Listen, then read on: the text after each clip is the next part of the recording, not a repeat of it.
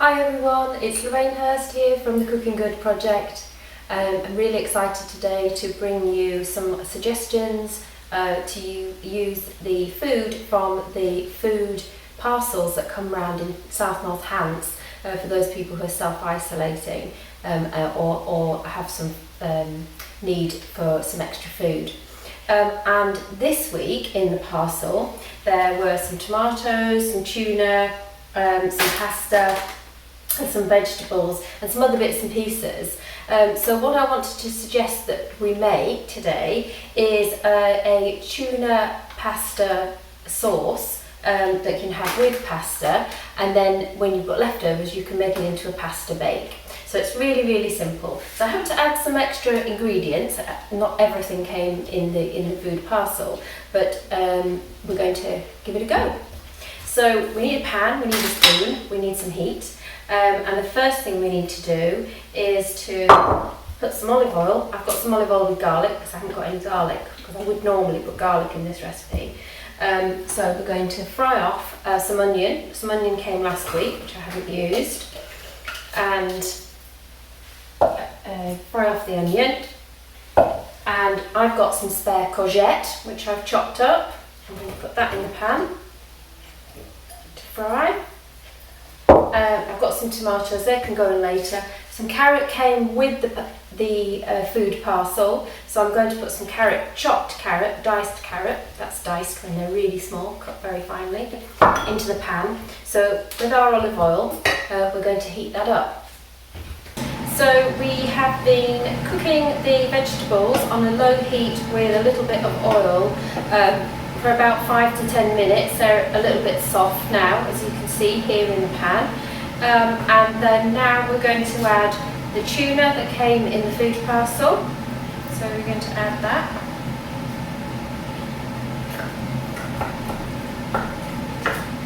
This one has a tomato sauce, which is fine because we're adding tomatoes anyway. And we're going to add the tomatoes. Now if I had garlic, I would add plenty of garlic at this point, maybe brush or chop 2 or 3 cloves of garlic. Instead, I have some garlic and pepper dried, which I'm going to add a bit more, bit of flavour. You can also add some stock to this, so stock cubes with a tiny bit of water mixed together and then add the stock. I'm not going to do that in this case. I'm going to add some herbs to it and pop it on the heat again for about 10 minutes. And whilst that is cooking, I'm going to put the pasta in a pan of hot water. So that's how quick this is. Okay, here we go. And the pasta has been cooking for about 7 minutes.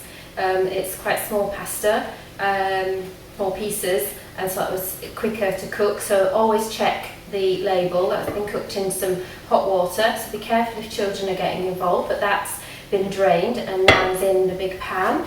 And I'm going to add the pasta sauce, which we've made. I also added the tomatoes just as I put the pasta in, and so we're just going to mix that all together with, it smells really good actually, with the tuna. Mix that all together and we've got a yummy pasta sauce. This can just be served as it is in a bowl. If you like, I'll show you. It smells very herby. I did add some herbs, so these are the mixed herbs that I added, about a teaspoon of those. So you can just serve this as it is. Easy peasy pasta sauce. This will feed about 6 people easily. Add a little bit of cheese on top if you like to that. So that's 1 serving of pasta. Or what we can do is put this into a dish and put it into the oven and bake it.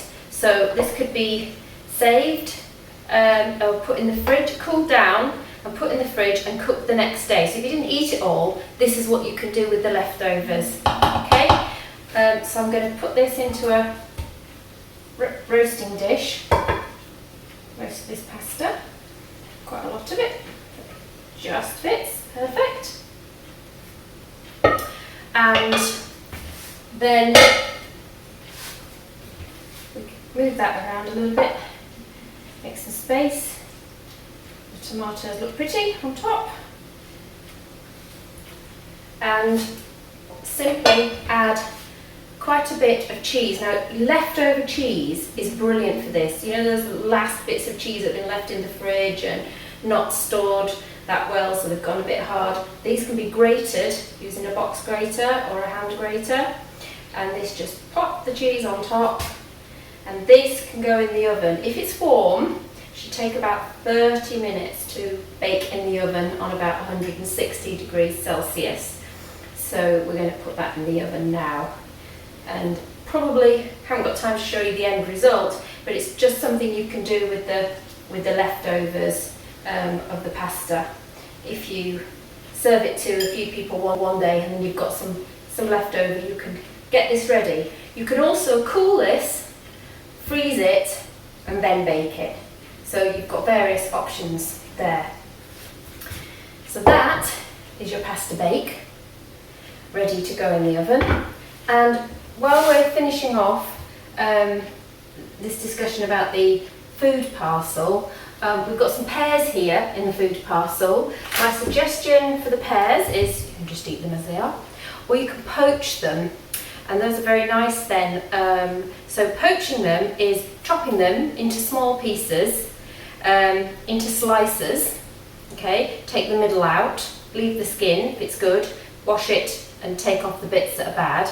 But slicing it, put it in a pan with a little bit of water on a medium heat, add some cinnamon, add a little bit of honey, and let that cook for about 15 minutes maybe altogether.